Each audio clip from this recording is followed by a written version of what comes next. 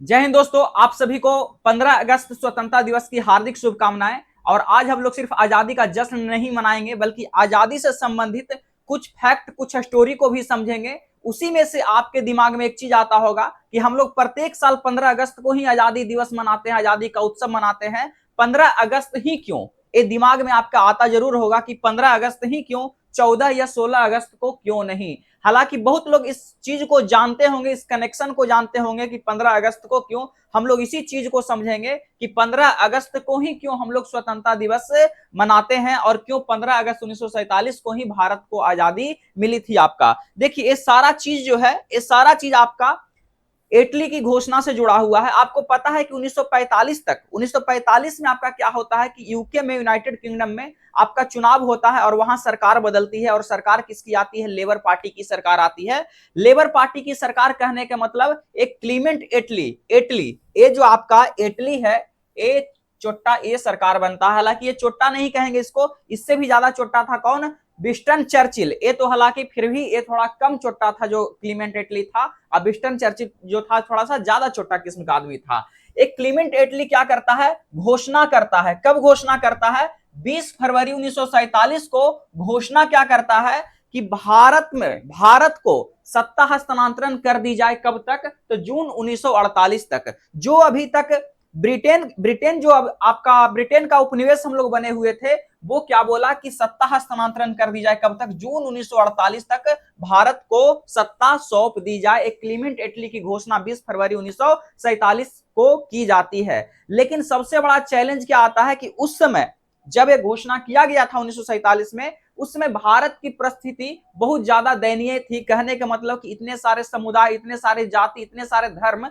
वो सारा चीज, वो परिस्थिति ऐसी थी कि इतना आसान भी सत्ता हस्तांतरण नहीं था। इसके लिए किसी एक व्यक्ति का चुनाव करना था। और वो व्यक्ति कौन था? वो व्यक्ति लॉर्ड माउंटबेटन को वो जिम्मेदारी दी गई। किसको दी गई? लॉर्ड माउंटबेटन को जिम्मेदारी दी गई। क्या चीज के लिए जिम्मेदारी दी गई? तो सत्ता हस्तांतरण करने के लिए, पावर ऑफ ट्रांसफर करने के लिए किसको जिम्मेदारी सौंपी गई? लॉर्ड माउंटबेटन को जिम्मेदारी सौंपी गई।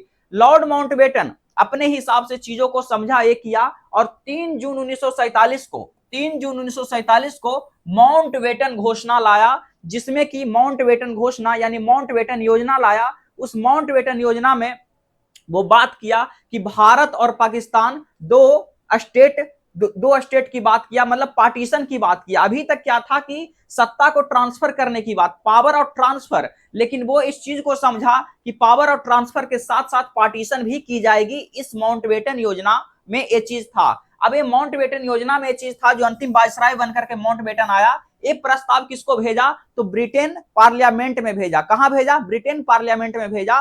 तो जब सत्ता हस्तांतरण होगा, आजादी मिलेगी, तो इसके लिए पहले एक एक्ट भी बनाना होगा। एक एक्ट भी बनाना होगा, जिसके कारण क्या किया गया? ये इंडियन इंडिपेंडेंस एक्ट 1947 लाया गया। हालांकि इंडियन इंडिपेंडेंस एक्ट 1947 आने से पहले जो तय जो तय जो आपका जो तय समय किया गया कि 15 अगस्त 1947 को भारत को आजादी मिलेगी, ये 15 अगस्त तय कैसे होता है? तो देखिए, लॉर्ड माउंटबेटन क्या है कि भारत में वायसराय बनने से पहले ये 1945 में जब द्वितीय विश्व युद्ध जब अंतिम समय पर था, तो जापान क्या करता है? जापान सरेंडर कर देता है। किनको? तो मित्र राष्ट्रों को सरेंडर कर देता है आपका। और मित्र राष्ट्र का उस समय साउथ ईस्ट एशिया का कमांडर कौन था? माउंटबेटन था। माउंटबेटन उस समय साउथ ईस्ट एशिया का कमांडर था। किस तरफ से? तो मित्र राष्ट्रों के तरफ से। और जापान क्या करता है? सरेंडर कर देता है। कब? 15 अगस्त 1945 को। 15 अगस्त 1945 को। तो माउंटबेटन के लिए 15 अगस्त दिन काफी इंपॉर्टेंट दिन था। 15 अगस्त का दिन काफी इंपॉर्टेंट दिन था। और 15 अगस्त 1947 को जापान का सरेंडर का दूसरी एनिवर्सरी भी था। तो माउंटबेटन अपना तारीख क्या रखता है? 15 अगस्त का सुझाव देता है। किसको? ब्रिटिश पार्लियामेंट को। 15 अगस्त को क्यों दिया? इसका कनेक्शन द्वितीय विश्व युद्ध से है कहीं ना कहीं। सिर्फ एक फैक्टर ये नहीं है, लेकिन एक मजबूत फैक्टर ये भी है कि लॉर्ड माउंटबेटन अपने हिस्टोरिकल अचीवमेंट को देखते हुए कि 15 अगस्त 1945 को जापान सरेंडर किया था और उस समय हम कमांडर थे साउथ ईस्ट एशिया के। यही कारण 2 साल बाद जब उसका एनिवर्सरी जापान के सरेंडर का एनिवर्सरी था, वही तय समय रखा गया 15 अगस्त 1947। लेकिन तय मतलब कि निर्धारण हो गया, समय का निर्धारण हो गया। आपका समय का निर्धारण होने के बाद आपको इसको कानूनी रूप भी तो देना पड़ेगा। बिना कानूनी रूप दिए हुए कैसे भारत को आजादी मिल जाएगी? तो इसके लिए भारतीय स्वतंत्रता बिल एक्ट के पहले भारतीय स्वतंत्रता बिल 3-4 जुलाई को 3 से 4 जुलाई को, कहीं 4 जुलाई देता है, कहीं 3 जुलाई देता है, इसी कारण हम 3 और 4 दोनों लिखे हैं।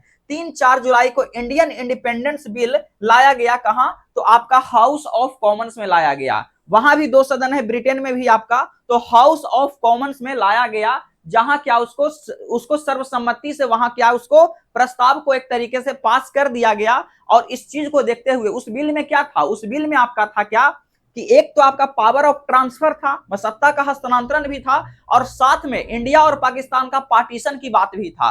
उस पार्टीशन के लिए 8 जुलाई को किसको भेजा गया? रेड क्लिफ को भेजा गया। रेड क्लिफ को भेजा गया, भारत भेजा गया कि जाइए और देखिए और कहां से कहां तक कैसे आपका इसका विभाजन होगा भारत और पाकिस्तान का। और आज आप देखते होंगे जो रेड क्लिफ लाइन है, इसी के नाम पर वो जो सीमा आयोग उस समय जो गठन हुआ था, उसको लाइन खींचने के लिए वो रेड क्लिफ कब भारत आया था? तो 8 जुलाई को भारत आया था।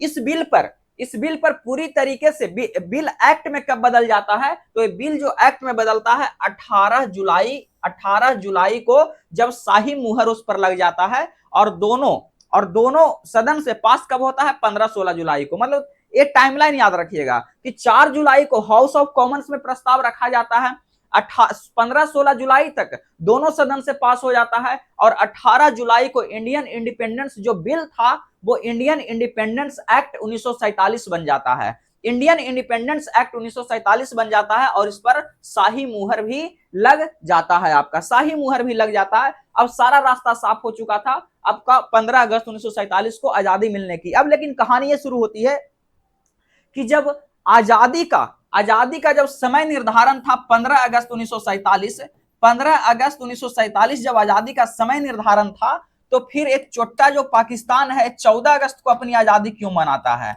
ये पाकिस्तान 14 अगस्त को अपनी आजादी क्यों मनाता है? तो देखिए इसके पीछे क्या स्टोरी है। आपको पता है बाप और बेटा की कहानी क्या होती है कि बाप अपने आप को सेक्रीफाइस करता है, बेटे के लिए सेक्रीफाइस करता है। बेटा क्या किसी चीज के लिए जिद करता है, वही पाकिस्तान भी अपना भारत का क्या है? बेटा है। तो वो जिद जो किया कि हम एक दिन पहले हम एक करेंगे, एक दिन पहले, हालांकि ये अपना एक अलग चीज है। इसका एक और क्या है कि ये जो माउंट बेटन था, इसके लिए चैलेंज क्या था कि एक समय में दोनों जगह सेरेमनी में भाग नहीं ले सकता था। जो आजादी की जो सेरेमनी थी, एक आपका कराची में सेरेमनी आयोजित किया गया, एक आपका दिल्ली में सेरेमनी आयोजित किया गया। लेकिन ये जो कराची में किया गया, ये जिन्ना नामक जो आपका इसको कह सकते हैं, कीड़ा को जो कह सकते हैं जिन्ना, ये क्या बोला कि नहीं हम एक दिन पहले ही ये करेंगे। तो 14 अगस्त को सिरोमनी में जो सत्ता हस्तांतरण का सिरोमनी था, वो पहले लॉर्ड माउंटबेटन कहां जाता है? कराची जाता है।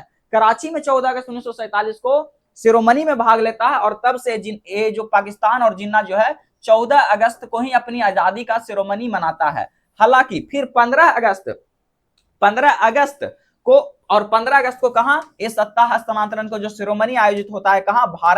भारत नई दिल्ली में आयोजित होता है। और भारत अपना तब से फिर 15 अगस्त 1947 से अपना क्या कर रहा है? भारत अपनी आजादी का उत्सव मना रहा है। और 15 अगस्त से पहले जो उत्सव हम लोग सिर्फ शादियों में मनाते थे, किसी फंक्शन में मनाते थे, पर्व त्योहार में मनाते थे, उससे भी बड़ी उत्सव हम लोग के लिए क्या हो गया? 15 अगस्त हो गया। उस उत्सव में शामिल हो गया, और उस सारे उत्सवों से ज्यादा एक तरीके से मतलब कह सकते हैं ज्यादा खुश हम लोग इस 15 अगस्त में होते हैं। आपका 15 अगस्त 1947 हमारे लिए सभी उत्सवों से ज्यादा बढ़ करके उत्सव आपका हो गया। ये 15 अगस्त 1947 में जब हम लोग क्या किए, हम लोग जब वो ऐतिहासिक दिन आ गया हम लोग के लिए कि यहाँ पर देखिए जवाहरलाल नेहरू उस समय पूर्व संध्या पर क्या करते हैं? भाषण देते हैं। जो आप लोग सुने भी होंगे एक line, at the strike of the midnight hour, ये आप सुने होंगे। हालांकि वो जवाहरलाल नेहरू जी की जो भाषण है उस समय, जो आपको आधी रात को जो संबोधन किया गया था, उसकी चर्चा, उसकी जो हम अलग से बात करेंगे। लगभग 2 सदी बाद कह सकते हैं, लगभग 200 वर्षों के बाद क्या होता है? ब्रिटिश कॉलोनियल से भारत को आजादी मिलती है। और आजादी का तस्वीर देखिए, क्या कितना भीड़ आपका है। और जवाहरलाल नेहरू जब संबोधन कर रहे हैं, कितना ज्यादा भीड़ आपका है। और वो ऐतिहासिक दिन 15 अगस्त रखा गया।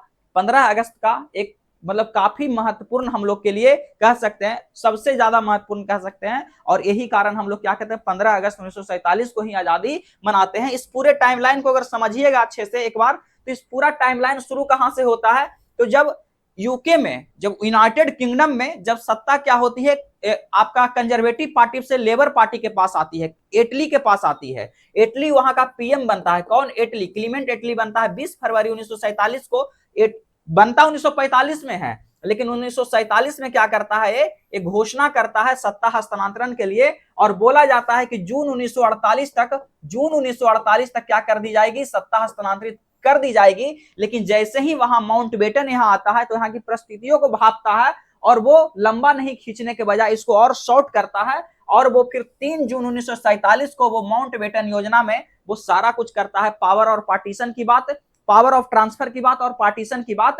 और फिर वही इसी योजना को 4 जुलाई 1947 को ब्रिटिश पार्लियामेंट में हाउस ऑफ कॉमन्स में इस प्रस्ताव को क्या कर दिया जाता है, पेश कर दिया जाता है। 18 जुलाई 1947 को ये जो प्रस्ताव था, ये जो बिल था, इंडियन इंडिपेंडेंस एक्ट 1947 बन जाता है। और पाकिस्तान 14 अगस्त 1947 को, और भारत 15 अगस्त 1947 को क्या हो जाता है, आजाद हो जाता है, आजादी मिल जाती है। और तब से हम लोग अब भी जो हम लोग इस साल जो 2026 में मना रहे हैं, ये हमारी 80वीं स्वतंत्रता दिवस आपका हो गया। 80th इंडिपेंडेंस डे आपका, 80th इंडिपेंडेंस डे हम लोग इस बार मना रहे हैं। आपका 80 इंडिपेंडेंस डे हम लोग इस बार क्या कर रहे हैं, मना रहे हैं। तो एक छोटी सी स्टोरी आपको जाननी चाहिए कि 15 अगस्त ही क्यों, वो जापान का आपका सरेंडर होना, माउंटबेटन का साउथ ईस्ट एशिया का उस समय कमांडर होना, ये सारा लिंक आपका एक तरीके से है।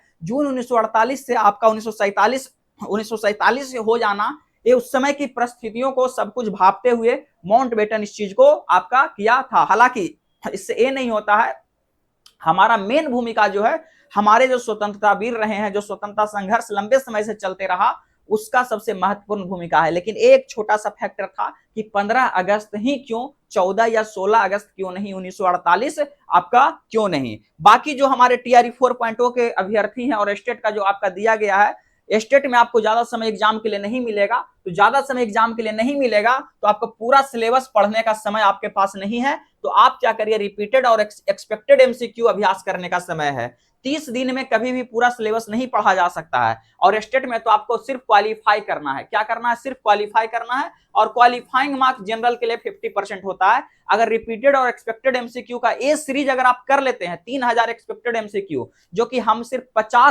50 मार्क्स वाला जो कॉमन आपका रहता है टीचिंग स्किल और जनरल स्टडीज, इसमें 40 प्लस की हम क्या देते हैं, गारंटी देते हैं कि आपको ये मात्र 3000 क्वेश्चन से, 3000 जो एक्सपेक्टेड क्वेश्चन करवाएंगे, इसमें 40 प्लस आपका आएगा। और आपको लाना कितना है, लाना आपको कितना है, 75 है। तो बाकी 100 में आपको मात्र 35 के आसपास उधर अगर कर लेते हैं अपने सब्जेक्ट में, तो आप क्या हो जाइएगा, क्वालिफाई कर जाइएगा। तो इस बैच से जो लोग भी जुड़ना चाहते हैं, इस बैच से जाकर के परचेज कर सकते हैं 499। और इसके लिए आज के लिए एक ऑफर रखे हैं कि इस बैच से जो भी स्टेट